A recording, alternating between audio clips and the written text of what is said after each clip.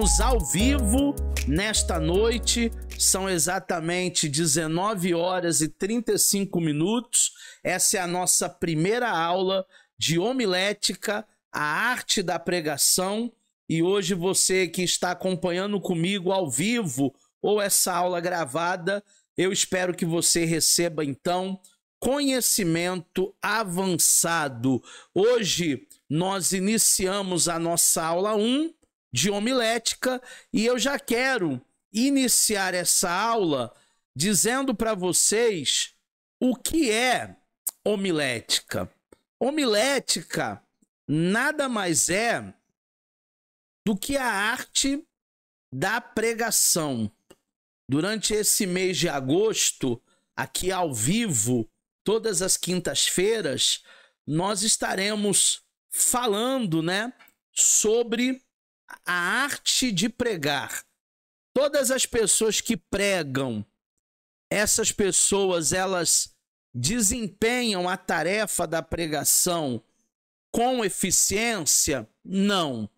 Existem muitos pregadores que, por falta de conhecimento, por falta de técnicas, por falta de um estudo mais aprofundado, eles não conseguem desenvolver de maneira salutar a arte da pregação. A pregação, ela é uma arte.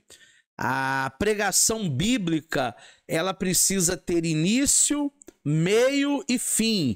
Eu acho que você já teve experiências de pregadores que você começou a ouvi-lo e parecia que ele estava já pregando, mas ele não tinha nem introduzido a disciplina ainda, a pregação ainda. Você já deve ter ouvido mensagens sem pé nem cabeça, sem início, meio e fim. Você já deve ter ouvido mensagens cansativas, enfadonhas, aonde a gente só queria que a pregação terminasse, porque a pregação estava extremamente enjoativa, por falta de um preparo maior de um pregador que não tinha nem coesão, nem coerência. Toda pregação precisa ter coesão e coerência. Precisa ter início, meio e fim. Existem algumas técnicas que nós vamos aprender ao longo desse mês de agosto sobre a arte da pregação. Essa é uma das disciplinas do nosso curso mais importantes. Se eu conseguisse colocar ali numa prateleira quais seriam as disciplinas mais importantes do nosso curso, sem dúvida nenhuma, uma das primeiras aí seria a homilética, que é o que nós vamos aprender hoje, e talvez hermenêutica, que é a arte da interpretação, e essa cadeira vocês também terão. Tanto homilética esse mês, como hermenêutica vocês terão nos próximos módulos. Então hoje nós vamos amadurecer essa ideia do que é a homilética, do que é a arte da pregação. E eu já quero começar com esse versículo que está aí na apostila de vocês, que eu mandei em PDF no nosso grupo. Romanos capítulo 10, dos versículos 17, do versículo 14, melhor dizendo, ao versículo 17. Como, pois, invocarão aquele em quem não creram? É uma pergunta, E como crerão naquele em que não ouviram? E como ouvirão se não há quem pregue? E como pregarão se não forem enviados? Como está escrito: quão formosos os pés daqueles que anunciam o evangelho de paz, todos que trazem alegres, novas e boas coisas, mas nem todos têm obedecido ao evangelho. Pois Isaías diz: Senhor, quem creu na nossa pregação? De sorte que a fé é pelo ouvir e ouvir pela palavra de Deus. Esse texto de Romanos capítulo 10, do 14 ao 17, ele é um texto muito importante porque eu vejo nele uma escada, né? Qual é a escada? Como invocarão aqueles de quem não creram? É o primeiro degrau. Como é que eles vão poder invocar alguma coisa ou ao próprio Deus se eles ainda não crerem em Deus? Mas como crerão naqueles que não ouviram? Para mim é o segundo degrau da escada. Como é que alguém pode crer se nunca ouviu sobre Deus? Se nunca ouviu sobre o Evangelho? E como ouvirão se não há quem pregue? Estão faltando na nossa geração pregadores que preguem a palavra, a Bíblia. Hoje nós temos muitos coaches, hoje nós temos muitos psicólogos, hoje nós temos muitos filósofos. Estou falando em cima do púlpito, estou falando no altar. Mas pregadores que têm a palavra de Deus são poucos. Nós temos até alguns animadores de auditório, gente que coloca as pessoas para rirem, como se fosse um stand-up comedy gospel, mas pregadores, pessoas que se debruçam na palavra para a gente ouvir uma pregação bíblica, hoje é um artigo de luxo. Nós temos muito entretenimento e pouca palavra. Nós temos muita atividade na nossa liturgia. Cantores, pastores, jogo de luz, fumaça. E eu não sou contra nada disso. Mas a primazia deveria ser a palavra do Senhor, que muitas vezes está ficando em segundo plano. E como ouvirão se não há quem pregue? E como pregarão se não forem enviados? Então aqui para mim é uma escada. Existem vários degraus para se alcançar o objetivo, e esse objetivo é a pregação pura e despretensiosa da palavra de Deus. Por isso é importante você estudar conosco homilética, a arte da pregação, para que quando você tiver uma oportunidade de pregar, de falar do amor de Deus, que você possa falar com propriedade, que você não possa aproveitar aqueles minutos que você recebeu para falar de experiências pessoais, para falar de você mesmo, mas que você possa acrescentar através da palavra na vida de muitas pessoas. A pregação da palavra de Deus é parte essencial da vida cristã. E dessa forma, todo pregador carrega a responsabilidade de investir na preparação de seus sermões. Para que isso aconteça, é necessário que se observe algumas regras, algumas técnicas especiais. Quem é meu aluno há mais tempo já me ouviu falar sobre isso. Por que para eu ser médico, eu preciso cursar medicina? Por que para eu ser veterinário, eu preciso cursar uma faculdade de veterinária? Por que para eu ser um advogado, eu preciso fazer direito 5 anos na universidade? Mas para ser um pastor, para ser um pregador, não há essa necessidade de se fazer teologia. Não há essa necessidade de se conhecer as Escrituras. Essa é a minha crítica. Eu acho que o pregador deveria ser alguém vocacionado, sim, mas preparado também, com técnicas, com regras da própria homilética, para que a sua liturgia, a sua pregação seja a mais eficiente possível. Agora, eu tenho colegas pastores que não têm a responsabilidade de investir na preparação dos seus sermões. Muitas vezes um sermão, ele não vai nascer sábado à tarde, sábado à noite, e você pega a Bíblia desesperado. Ai, meu Deus, me dá uma palavra, eu preciso pregar amanhã, domingo, eu não tenho nada para pregar. Me ilumina, Senhor, abre a minha mente. Não. Muitas vezes uma pregação, ela começa em um pós-culto. Uma pregação, ela começa na sua preparação numa segunda-feira de manhã, onde Deus ele te dá o tema. Numa terça-feira, você já começa a trabalhar os textos que embasam aquele tema. Numa quarta-feira, você faz o trabalho de hermenêutica, de homilética. Você vai buscar várias versões da Bíblia para aqueles textos.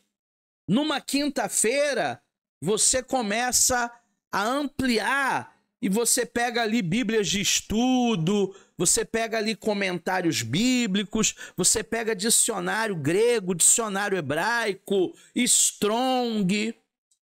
Numa sexta-feira, você começa a escrever o esboço. Em um sábado, você dá mais uma olhada naquele esboço para ver se realmente está satisfatório. E aí sim, no domingo, depois talvez de uma semana de preparação, de responsabilidade, de investimento de tempo, você poderá pregar, desenvolver aquela mensagem. A parte mais fácil do ministério pastoral é a pregação. A parte mais fácil do ministério de pregadores itinerantes é você pregar propriamente lá no púlpito, lá no altar, domingo à noite, domingo de manhã. Isso é a parte mais fácil. Mas a parte mais complexa, a parte que dá mais trabalho, é de segunda a sábado, na preparação desse esboço, na preparação dessa palavra, investindo tempo, investindo técnicas, não assassinando a homilética, respeitando aquilo que o autor bíblico quer dizer. A disseminação da palavra de Deus, quando eu falo disseminação, eu estou falando pregação, envolve especialmente uma bagagem capaz de não apenas convencer, mas persuadir um auditório acerca de verdades bíblicas que serão tratadas e apresentadas de modo especial na pregação. Então, toda vez que um pregador ele vai fazer a exposição de um sermão, ele precisa ter uma bagagem para persuadir. O que é uma linguagem persuasiva? É uma linguagem de convencimento. Uma verdade falada com insegurança, com medo, pode gerar desconfiança. As pessoas estão ouvindo a verdade, mas elas estão desconfiando daquilo pela insegurança do pregador. Por causa da insegurança do pregador, as pessoas, elas estão aquém daquilo que Deus está falando. Os falsos profetas, em contrapartida, eles falam com muita convicção. Os falsos profetas, eles falam com muita certeza. Os falsos profetas, eles nadam de braçada, porque mesmo sendo uma mentira que eles estão pregando, disseminando, eles estão falando com convicção. Então é muito importante você entender que existem verdadeiros homens de Deus que pregam a palavra, mas muitas vezes esses grandes homens de Deus, eles estão com medo, eles estão inseguros. Grandes homens de Deus que estão com medo, que estão inseguros na sua pregação. Agora, uma mentira falada várias vezes se torna até uma verdade. Uma mentira falada várias vezes na boca de um falso profeta se torna até uma verdade, porque ele tem a técnica, porque ele entendeu a essência da pregação. Vou repetir. Para um curso de homilética, a arte da pregação, nada mais importante do que falar, não apenas de aspectos técnicos, mas também apresentar elementos fundamentais que envolvem a pessoa do pregador. Nós não iremos falar apenas nessas semanas, em todas as nossas aulas, sobre a técnica de pregar. Ser um animador de palco, ser um bom orador. Não é só isso. A pregação, ela vai além disso. A homilética, ela vai além da técnica, mas também algo que é muito importante dentro da pessoa do pregador. Quem é esse pregador? A gente precisa entender o que envolve a pessoa do pregador, seja do pastor, do diácono, do presbítero, do evangelista, daquela pessoa que se propôs a estar no púlpito. Quem ele é? De onde ele veio? Qual é o seu histórico? Qual foi a sua experiência com Cristo? Há quantos anos ele serve a Deus? Quem é essa pessoa? Porque eu não vou parar para ouvir alguém que eu não sei quem é o histórico. Da onde veio? Parece até que caiu de paraquedas. Qual é a sua trajetória cristã? Qual é a sua trajetória na fé? Em segundo lugar, qual é o seu papel no ministério da palavra? Hoje em dia, os pregadores estão buscando performance e não a verdadeira palavra de vida eterna. Teve uma certa vez até que Jesus ele disse para os discípulos: olha, essa multidão vem até mim porque eles têm um interesse. Eles vêm até mim porque eles querem apenas o aqui e o agora, a comida que perece. E se vocês são iguais eles, interesseiros, vão também, acompanham eles. E aí o apóstolo disse para Jesus, se eu não me engano, Pedro: para onde iremos? Se só tu tens a palavra da vida eterna. Nós não iremos a lugar nenhum. Qual é o papel desse pregador no ministério da palavra? Isso é de suma importância. Qual é o nosso papel em levar a palavra de Deus? A responsabilidade é grande, porque ali nós estamos lidando com vidas. Número 3. O que envolve a pessoa do pregador? Qual é a importância da pregação bíblica? O que ele está falando? Ele está realmente falando de Deus? Ele está realmente falando da Bíblia? Tem pregador que só fica falando dele mesmo. Ele começa uma boa pregação, uma boa temática, mas ele se perde porque talvez ele não tenha conteúdo, e aí ele começa a falar: ah, mas a semana passada eu tive uma experiência linda com Deus. Aí começa a contar da sua própria vida, das suas próprias experiências. E não é isso que as pessoas precisam no local de culto, no lugar de adoração. As pessoas, elas precisam da palavra da vida eterna.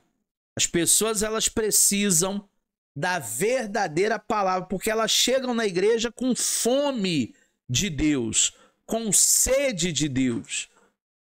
E elas não querem saber da vida pessoal do pregador, aonde ele foi, com quem ele foi, o que ele comeu, aonde ele viajou, qual é o carro dele. Não, as pessoas não querem isso no momento do culto. Elas precisam e elas querem e elas estão sedentas pela palavra de Deus. Então nós precisamos sim ter esse cuidado, nós precisamos sim ter esse discernimento para com as coisas do alto. Fala, Jean, o que você ia perguntar?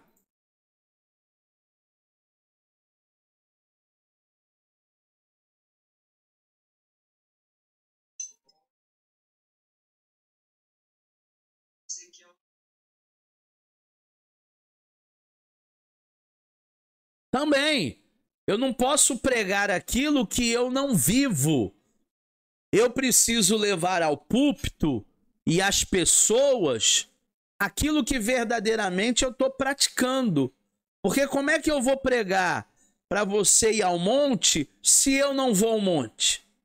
Como é que eu vou pregar para você jejuar se eu não jejuo?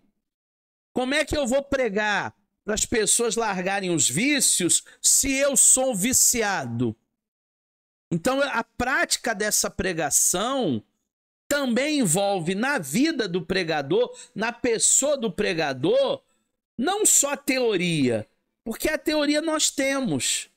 Muitos pregadores aí que eu conheço, se abrirem a Bíblia de Gênesis a Apocalipse, ele vai conseguir pregar qualquer texto. Mas não tem a ver com a técnica, somente a técnica. Tem a ver também com a pessoa do pregador. E a pessoa do pregador envolve o seu testemunho. Deu para entender? Serão, eu não vou dizer que está em pecado, mas eu vou dizer que é uma grande hipocrisia, porque eu estou falando de coisas espirituais, mas eu não sou espiritual. Eu estou pedindo e aconselhando para vocês fazerem e eu mesmo não faço. Se é um pecado, a hipocrisia é um pecado? Então é. Porque como é que eu vou falar de algo que eu não tenho autoridade? A princípio, eu preciso falar dentro de uma temática que eu tenha autoridade. Ah, mas não é Deus falando através de mim? Sim, eu sou um canal de Deus, mas tudo aquilo que ele falar através de mim, até mesmo para que ele fale, eu preciso ter uma vida com Deus. E numa hipocrisia, e numa pseudo-fé, numa pseudo-prática que eu não pratico, eu estou falando de mim mesmo. Eu não serei boca de Deus se eu não der o primeiro passo. O primeiro passo sou eu. A primeira pregação é para mim, não é para vocês. A primeira pregação é para mim. Por isso que Isaías, ele vai dizer o seguinte: quem deu crédito à nossa pregação e a quem se manifestou o braço do Senhor? Se você for em determinados lugares, vamos fazer aqui só um exercício aqui hipotético. Vamos dizer que eu vá a uma igreja e quando eu chego lá na igreja pela primeira vez, Quem é que está pregando? O líder da milícia. E eu sei que ele é o líder da milícia. Eu vou dar crédito a essa pregação? O que você acha? Por mais que ele esteja falando a verdade, por mais que ele esteja trabalhando princípios espirituais, a pessoa dele não me dá credibilidade. Porque eu olho e eu já vejo o quê? Hipocrisia. Então a pessoa do pregador pode sim comprometer a mensagem. Vamos prosseguir, Maicon. A pregação é uma forma expressiva de disseminar o evangelho e ocupou o lugar central no ministério terrestre de Jesus. Jesus foi um pregador itinerante, fora de série. Eu gravei um curso onde eu falo dos 5 dons ministeriais. Esse curso está lá, se você depois quiser adquirir. O investimento desse curso aí é menos que uma pizza. Se você sair para comer uma pizza, você vai gastar mais do que esse curso. E esse curso é vitalício. Você vai ter ele para sempre. Vai poder assistir às aulas quando quiser. Esse curso que eu gravei é sobre os 5 dons ministeriais: apóstolos, profetas, evangelistas, pastores e doutores e mestres. 5 dons espirituais. São mais ou menos umas 12 aulas que eu gravei. Só a aula do apóstolo são 2 aulas. Quando eu chego lá em pastores, eu digo que não existe pastor itinerante. Você já deve ter ouvido alguém se intitular como pastor itinerante.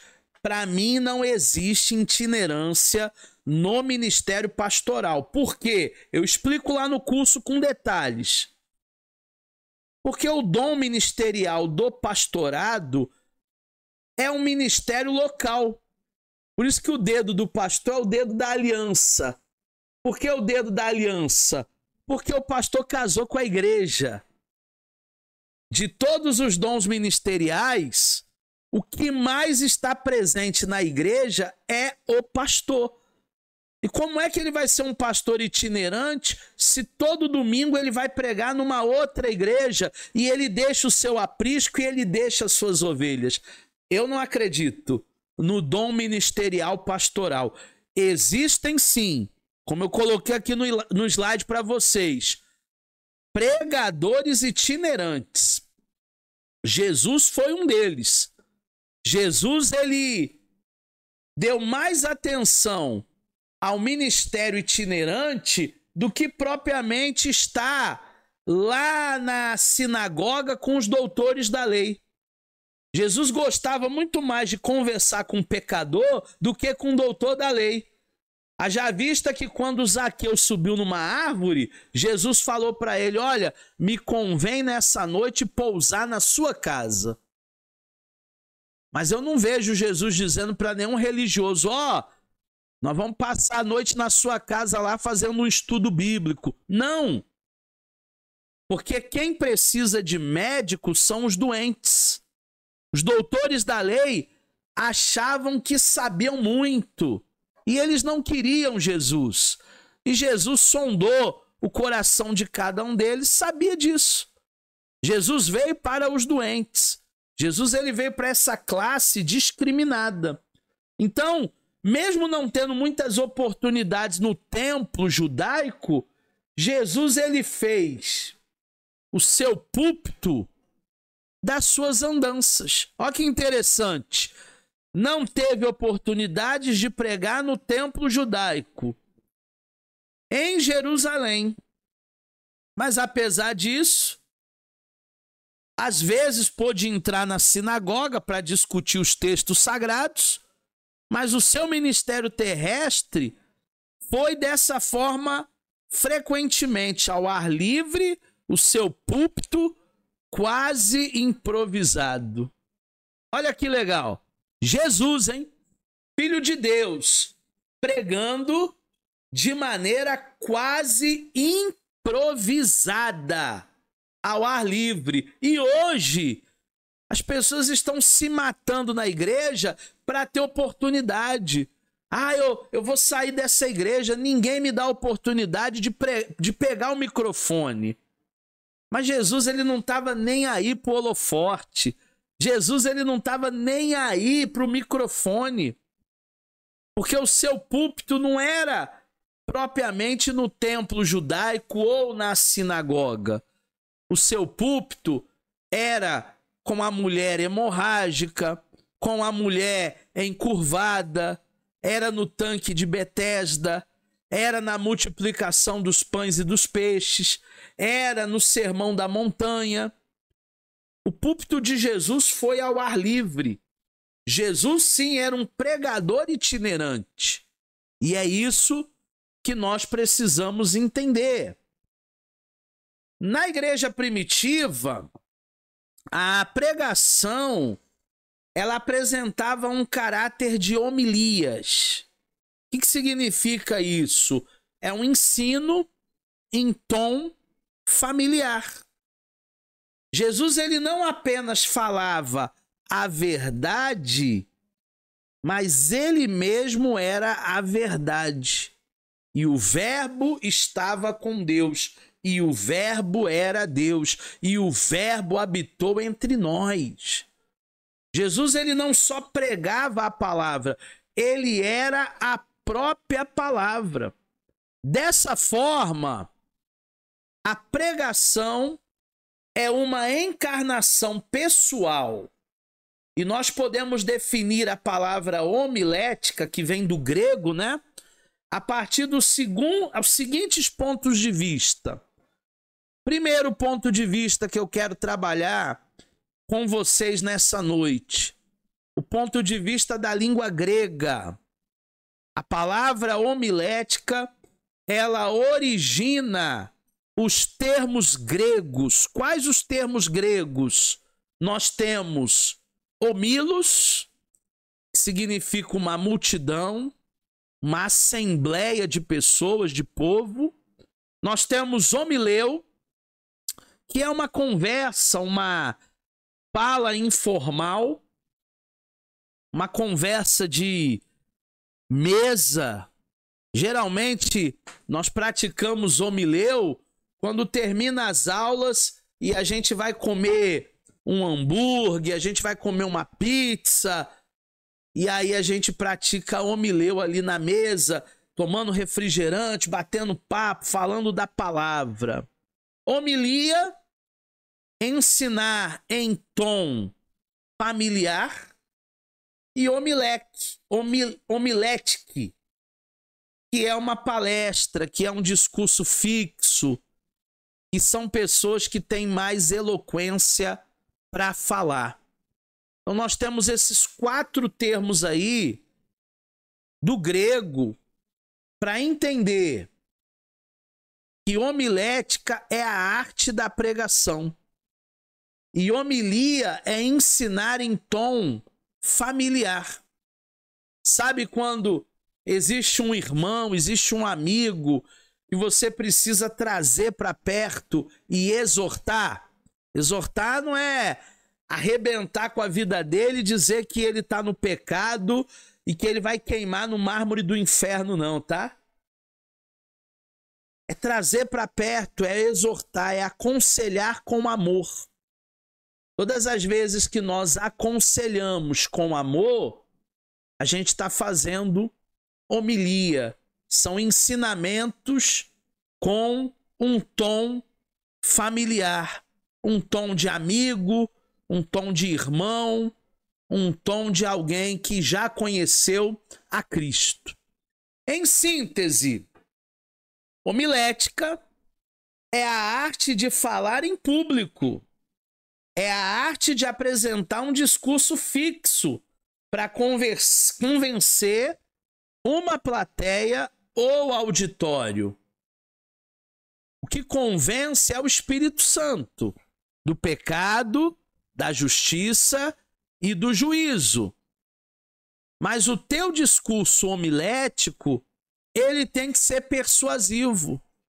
Principalmente depois que você pregou uma palavra com verdades espirituais e as pessoas vão se render a Cristo através do apelo.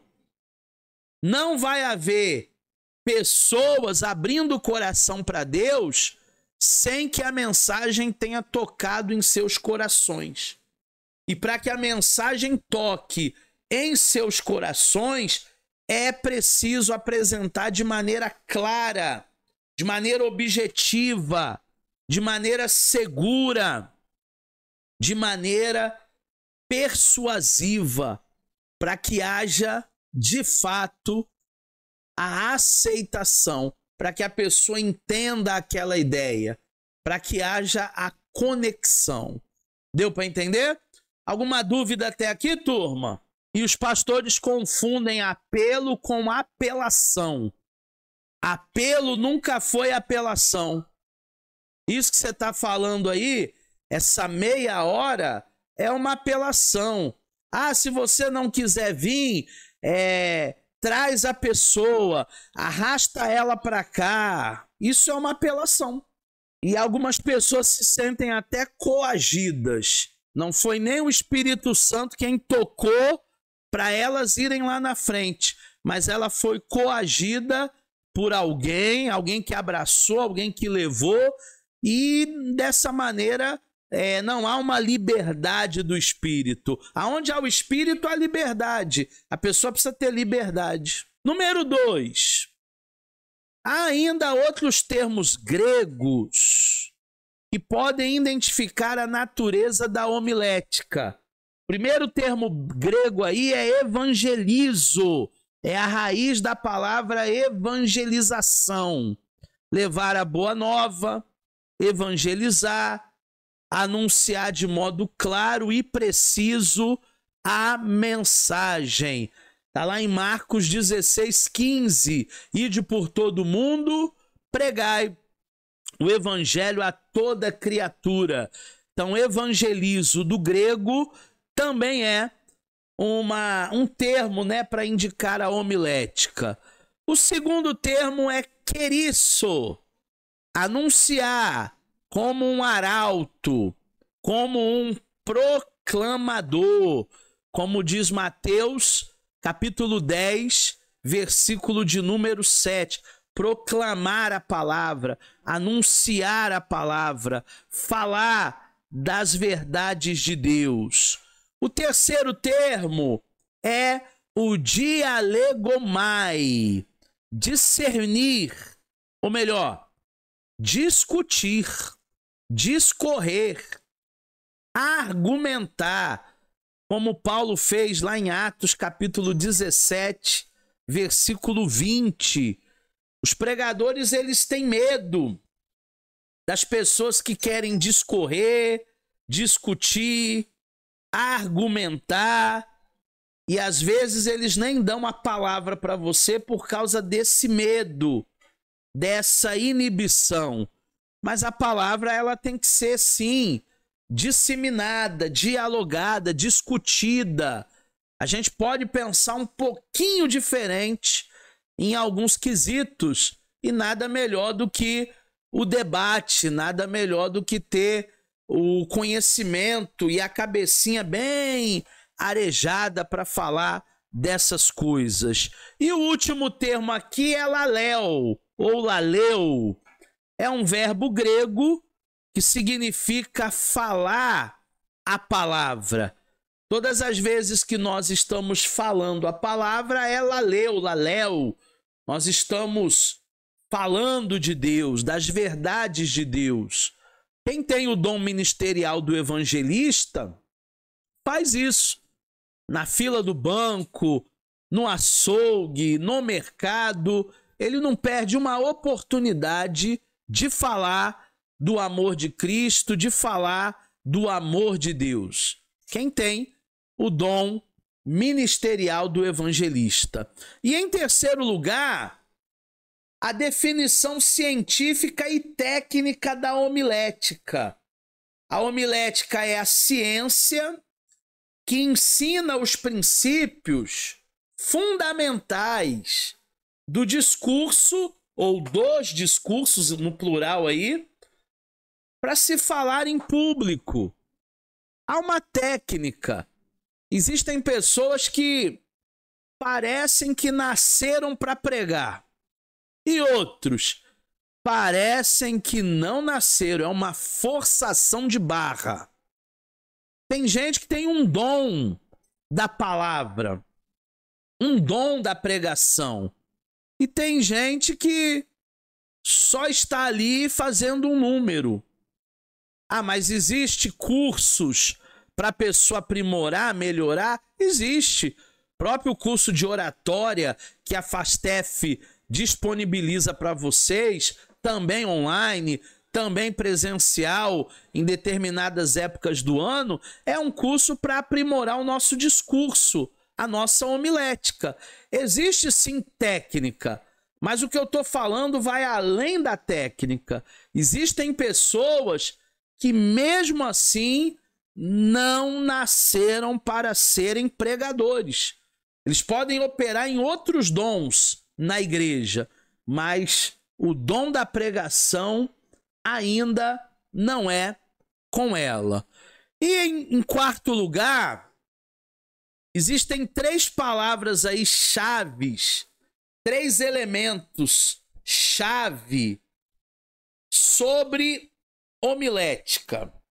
O primeiro elemento eu acabei de falar dele. Nós temos um curso de mais de 20 aulas sobre ele, e provavelmente no mês que vem eu vou gravar mais umas 20 aulas para colocar nesse curso. Oratória é a arte de falar em público e se caracteriza-se em 5 formas acadêmicas: forense, política, popular, religiosa. Existem públicos, determinados públicos, que a gente vai falar. Eu, por exemplo, quando sou convidado para fazer uma palestra na Granado, na Febo, na Lola Cosméticos, na Compactor, eu não vou como pastor, como pregador. Eu vou como palestrante. E o que me ajuda muito a falar com essas pessoas nessas palestras é justamente a oratória. Eu consigo falar em determinados lugares de forma acadêmica, em outros lugares de forma forense, em outros lugares de forma política, em outros lugares de forma popular, e na igreja eu consigo falar de forma religiosa. Então a oratória te dá essa visão do público-alvo, da sua audiência, para quem você está falando. Eu não sei se eu compartilhei com vocês aqui, fazem uns 2 meses que eu fui dar uma aula na Igreja Batista para uma turminha de 10 a 14 anos, falando sobre inteligência emocional. E para mim é um grande desafio falar para um grupo de 10 a 14 anos, porque geralmente eu não dou aula para essa turminha. Mas eu consegui, naquela noite, naquele discipulado, me colocar na mesma posição, no mesmo patamar que aqueles alunos com a faixa etária de 10, 11, 12, 13 anos. E depois eu abri para perguntas e eles participaram a aula toda de maneira intensa, tirando dúvida, participando, falando pelos cotovelos. E aí no final os líderes, eles me chamaram para dizer que não estavam entendendo como que aquelas crianças tão caladas, aqueles adolescentes tão introspectivos, conseguiram participar e falar tanto na minha aula. Mas eu usei as técnicas da oratória. Eu me coloquei no mesmo patamar. Eu falei a linguagem deles. Eu sabia qual era a minha audiência. E graças a Deus eu consegui atingir. Então tudo isso a gente aprende através da oratória. A segunda palavra é eloquência. Eloquência é a faculdade adquirida ou a aptidão natural do homem para persuadir. Por exemplo, o vendedor, ele tem muita eloquência. Mas não é aquele vendedor chato, não, que quando você chega numa loja para ver alguma coisa, você nem quer comprar. Mas você chega para ver uma vitrine, namorar uma vitrine, e o chatonildo lá já chega e já fica falando e já diz que tem mais produtos lá dentro. Não, esses comigo perdem até a venda. O bom vendedor para mim é o discreto, é o que tira a minha dúvida quando perguntado, é aquele que até me oferece outras opções sem ser inconveniente, sem ser chato. É alguém que tem eloquência. Eu não sei se vocês lembram, um tempo atrás tinha um canal de TV de compras que chamava Shoptime.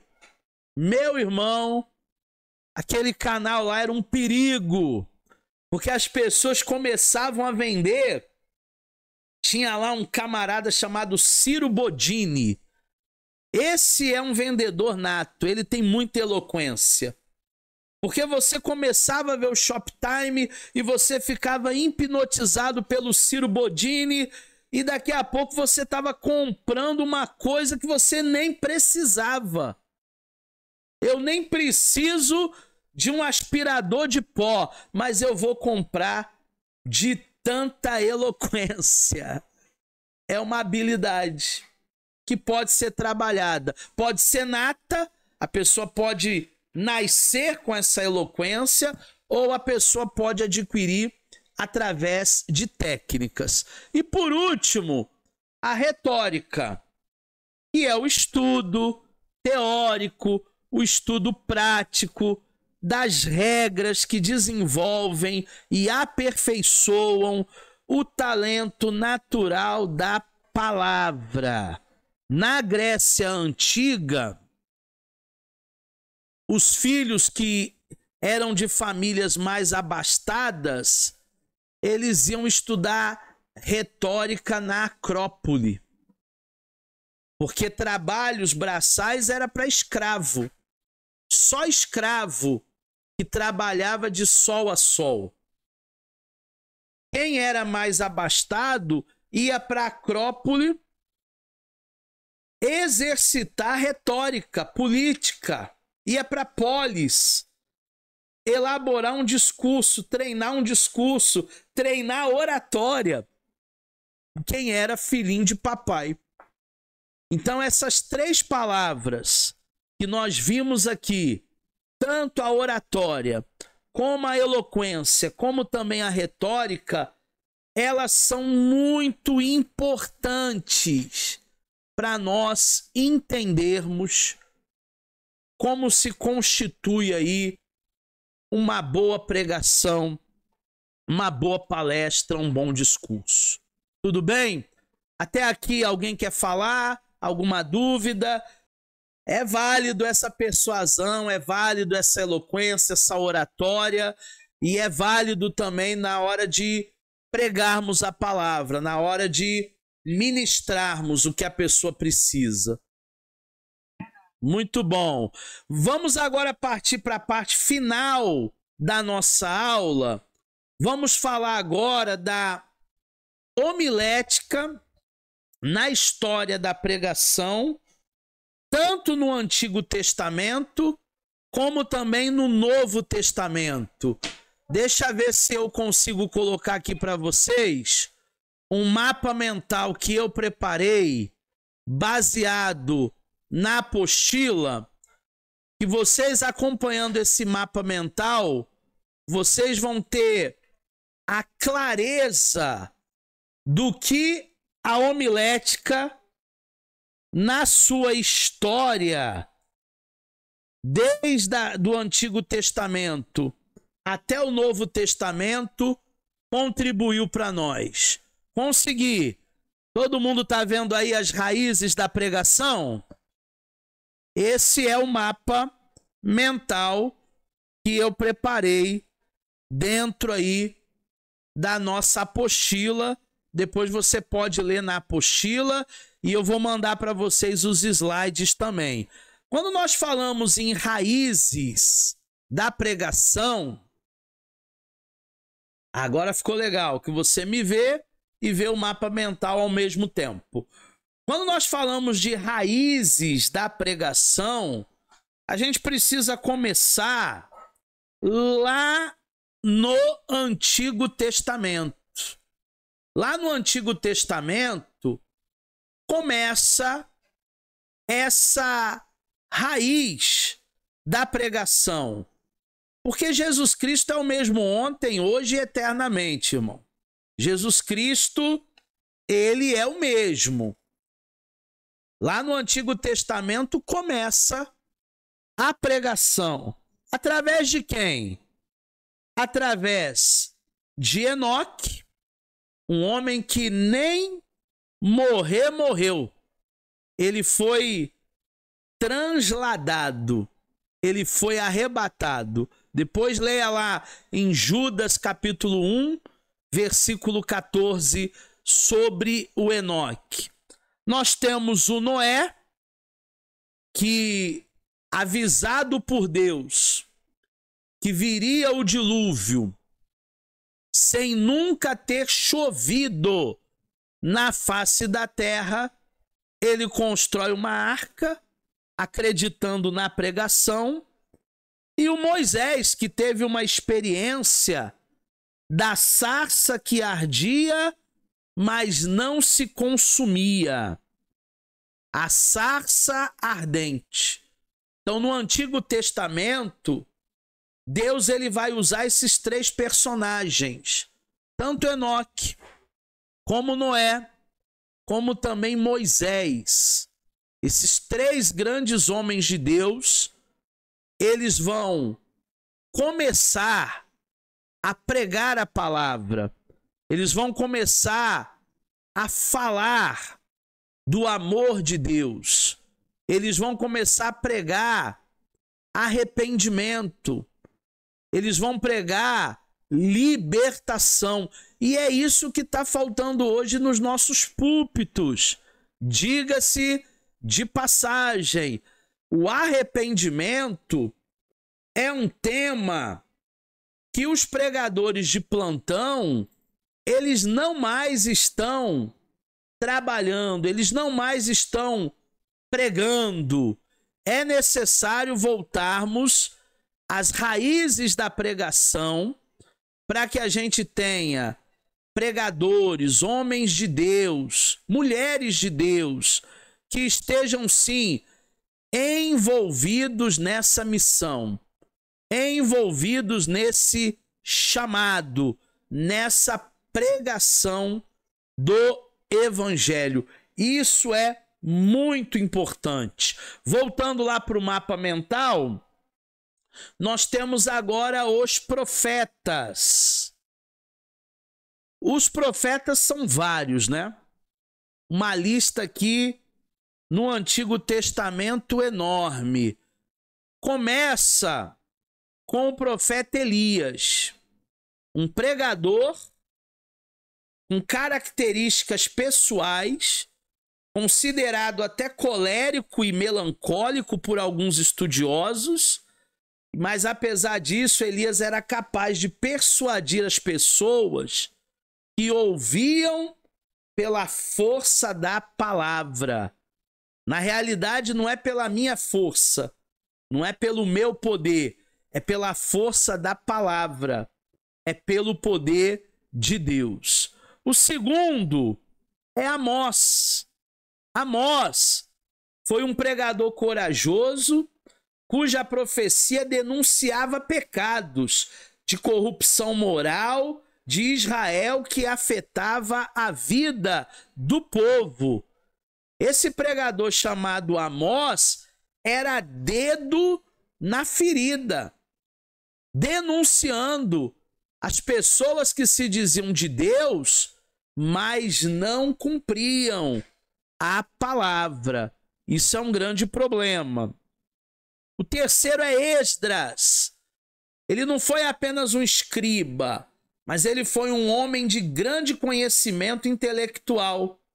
Esdras possuía habilidades especialmente no conhecimento das leis de Moisés. E ele foi um homem que teve uma iniciativa de ousadia, de fazer um púlpito de madeira e de pregar a palavra de Deus, convencendo o povo a mudar de ideia. Tremendo, né? Convencer as pessoas que o caminho não é outro. O caminho é Jesus. A verdade é Jesus. A vida é Jesus. Ah, mas eles estavam no Antigo Testamento. O caminho é Deus. A verdade é Deus. A vida é Deus. Um outro profeta é o profeta Isaías. Isaías foi o pregador messiânico mais citado pelos escritores do Novo Testamento e pelo próprio Jesus. Ele foi um pregador messiânico que anunciou a vida do Mestre para salvar o povo. Ele foi martirizado durante o reinado de Manassés por causa da sua mensagem. Ele sofreu as consequências de pregar a palavra sem medo, sem meias verdades. O profeta ele tem essa característica. O próximo aqui no mapa mental é Jeremias, conhecido como o profeta das lágrimas, o profeta chorão. Chorava pelo povo de Deus. Mas ele foi um homem corajoso que denunciou o pecado de Israel no período mais difícil de degradação do reino de Judá. Todo profeta tem essa característica de colocar o dedo e de apontar aonde há um pecado, aonde há um erro. Depois nós temos Ezequiel, o profeta do período do exílio babilônico. A mensagem de Ezequiel tinha um caráter escatológico, especialmente com o povo de Israel. Ezequiel teve coragem, gente, de descrever profeticamente a destruição e também a restauração de Israel no seu livro.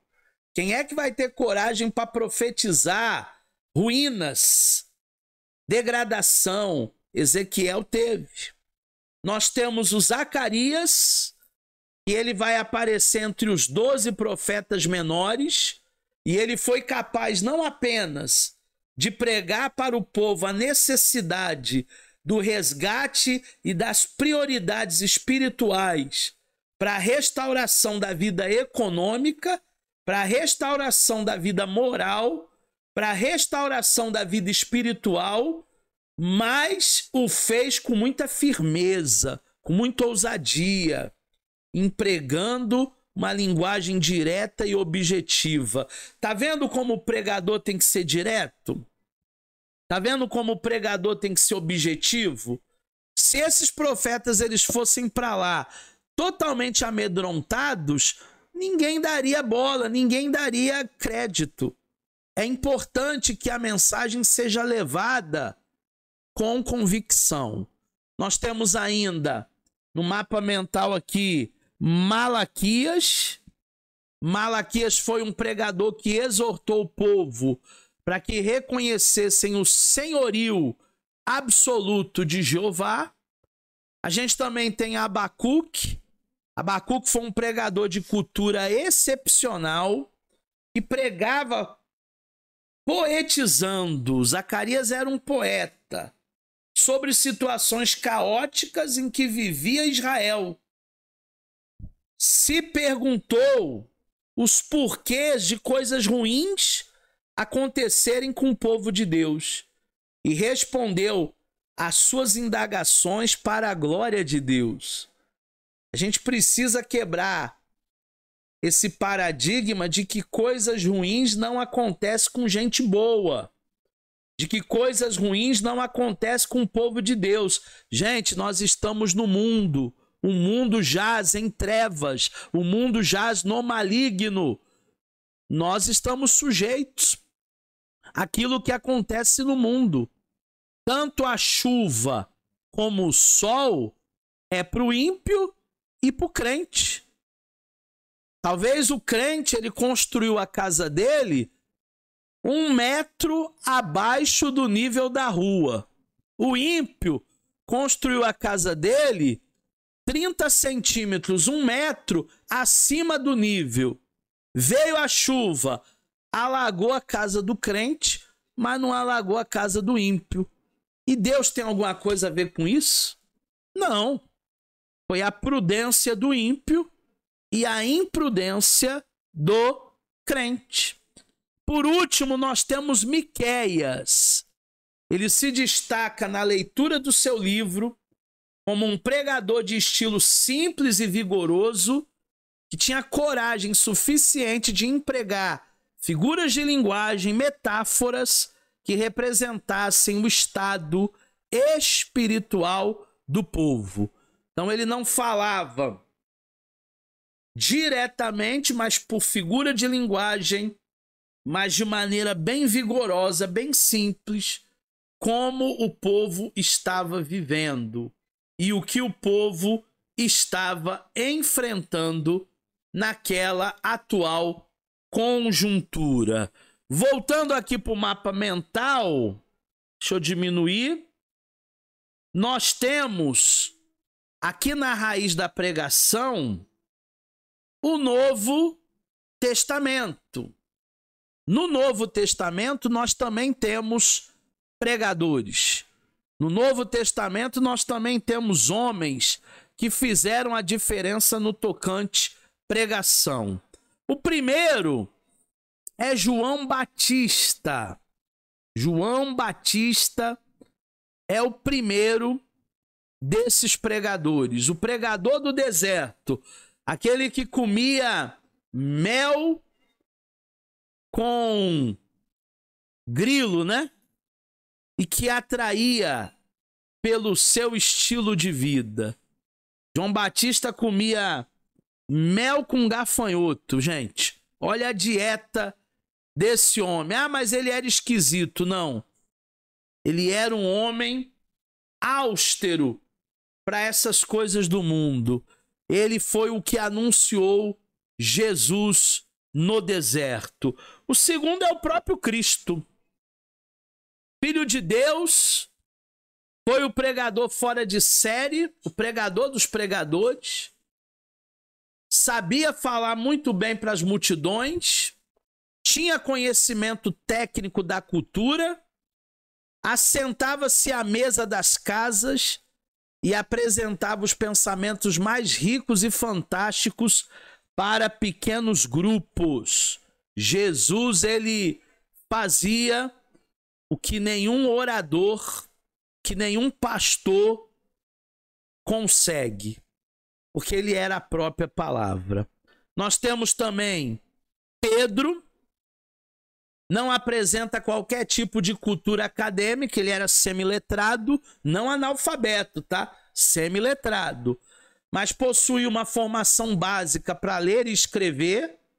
Tem pregador, você já deve ter ouvido, que fala na mensagem que Pedro era analfabeto. Não. Se ele sabia ler e escrever. Intérprete, como pregador, revelou suas qualidades culturais e conhecimentos das Escrituras ao longo do dia de Pentecoste. Nós temos também nessa lista Estevão, primeiro mártir que foi que pagou o preço para que a palavra chegasse até nós. Estevão, em seu discurso e mensagem, em Atos capítulo 7, demonstra coragem, vigor, inspiração. É claro que sua mensagem provocou ódio dos inimigos, principalmente se você prega a verdade, nem todo mundo vai ficar satisfeito. Pagou o preço com a morte por apedrejamento, tornando-se o primeiro mártir, primeira pessoa que morre por uma causa no cristianismo. E para fechar, nós temos Paulo e temos Apolo. Paulo não era um pregador como Pedro, simples, né? Semiletrado. Paulo já era um doutor, capaz de fazer as multidões delirarem pela sua oratória, pela sua eloquência. Porém, o seu conhecimento era uma forte bagagem cultural, bastante expressiva. Indiscutivelmente, são as suas cartas, as suas epístolas, no total de 13, né? Que mais influenciaram a constituição da teologia cristã. Eu costumo brincar que se eu não fosse cristão, eu seria Paulão. Porque Paulo, ele vai fundamentar a teologia cristã. E por último, nós temos Apolo, lá no mapa mental também. Apolo, aonde chegava, atraía a atenção das pessoas pela cultura e pela capacidade de persuasão. Olha que legal, o Apolo era um homem que conhecia a oratória.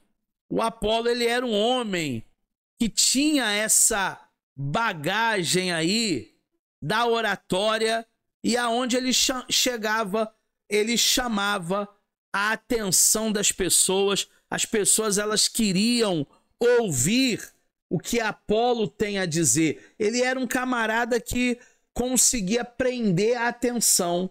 Se você consegue prender a atenção de determinado grupo, aí é o melhor dos mundos, né? Prendeu a atenção de alguém e alguém parou para te ouvir, parou para te escutar, aí é o melhor dos mundos.